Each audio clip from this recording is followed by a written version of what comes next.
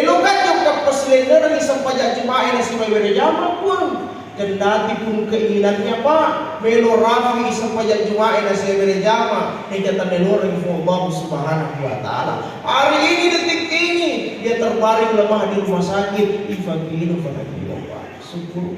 Namanya Allah Ta'ala kesehatan. Yang kedua teman-teman yang hadir yang patut kita syukuri. Angker suji seleta, rifalau mata yang manyong. Dari rumah kita ki orang parang luar biasa ilan orang parang apa. Bola na ye, ala kara na ye, kedua le na ye. Berjejer mobil di depan rumah Pak berlapis pangkat di pundak.